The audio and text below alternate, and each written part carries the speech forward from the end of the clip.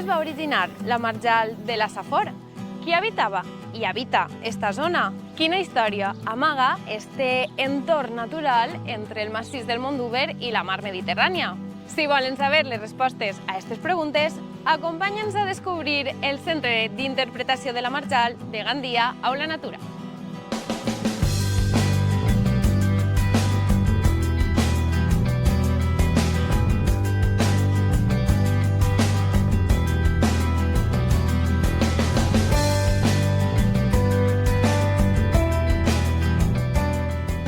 Bueno, Sandra, avui estem a l'Aula de la Natura, a la Marjal de Gandia, que és el centre d'interpretació de la Marjal.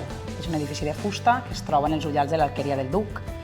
Si vols, avui peguem una volteta i vas preguntar-me el que vulguis i te vaig explicant què podem trobar així. Això perquè jo estic molt interessada, ja veig que sí, ja teniu preparat un panell d'imatges molt interessants i vull conèixer més. Molt bé. Bueno, sí, la veritat és que tenim unes imatges així molt xules, un poc de la fauna i de la flora que podem trobar a la Marjal. Però en veritat el centre d'interpretació el que ens explica és què és la Marjal, el seu origen, com ha evolucionat i quines són, en aquest cas, les espècies que podem trobar, les activitats que s'han realitzat al llarg de la història i una última part que, si voleu, ja me la deixo per al final. Si comencem per ací, el que veiem és l'evolució realment de com es conforma aquest concepte de Marjal.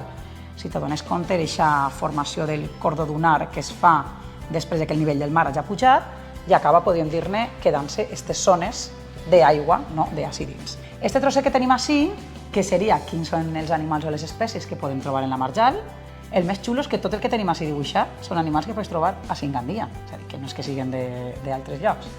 Els peixos, els rèptils, els amfibis, mamífers i les aus, que les tindríem en l'altra zona d'allí darrere.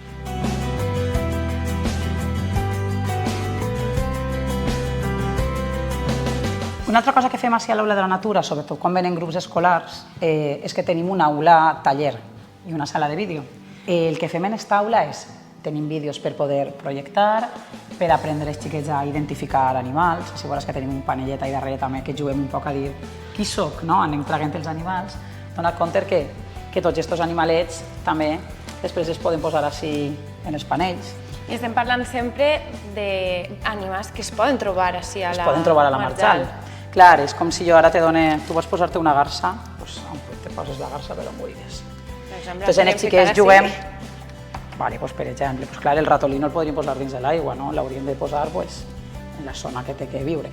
És un poc jugar amb els xiquets en el taller d'aprendre a identificar alguns animals, algunes espècies, i a veure en quins llocs habiten. I després també fem molts tallerets. Un que els agrada molt és que fem moltes caixetes nius, perquè després se les puguen endur també a casa o a les casetes. I això ho fan els xiquets i aprenen també a com s'han de construir, sí, com aprenen com s'han de construir. N'hi ha de diferents aus, perquè aquestes són per a part dels xicotets. Així veieu que ne tinc algunes més grandotes, algunes també les fem per a rates penades. És a dir, que així venen realment a jugar, pintar, aprendre, fer tallers, i jo crec que sempre l'educació ambiental és molt important perquè al final, si no coneixes el teu entorn, tampoc no l'estimes, i si no l'estimes no el cuides. De vegades està un poc inclús oblidada, no? Jo crec que sí, i sobretot perquè molts xiquets i moltes xiquetes tenen molt complicat anar a espais naturals. Vivim en un món tan urbà que això de conèixer, no sé, coneguem els animals pels dibuixos animats, no? O pels llibres. Jo crec que és bonic vindre, entrar en contacte directament i veure que tots aquests animals que poden veure en els llibres o que poden estudiar existeixen i existeixen en el seu entorn més immediat. I ara, per exemple, també podem conèixer aquests inclús oficis que es feien en l'entorn més immediat. Coses que també s'han perdut, però fins a fa relativament poc, podríem dir els nostres pares o els nostres avis els coneixien perfectament. Dins del que seria també el centre d'interpretació ho podem veure, els usos tradicionals que s'han fet en la Marjal. Clar, el ser humà hem utilitzat sempre l'entorn més immediat per a fer coses. Per exemple, què podíem treure de la Marjal? Podíem treure canyes, espart, per a fer construccions, cordes, si tenim alguna mostra. Així, per exemple, en la pesca, és molt xulo, perquè tenim així dos mornells, que és una xarxa, el mornell és aquesta xarxa que pegueu així.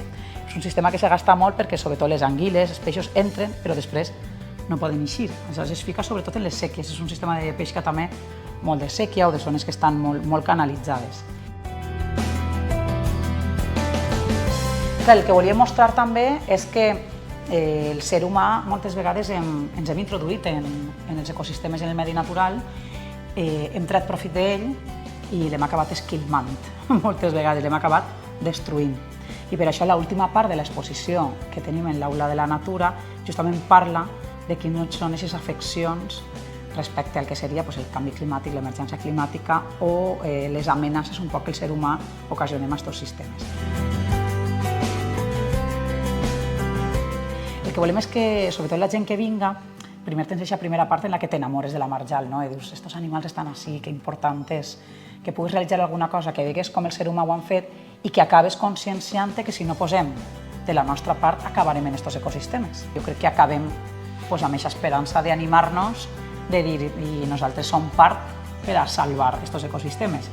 I jo crec que ara el que estaria bonic és, una vegada hem vist l'Aula de la Natura, que anarem a passejar pels ullals. Pues anem cap allí.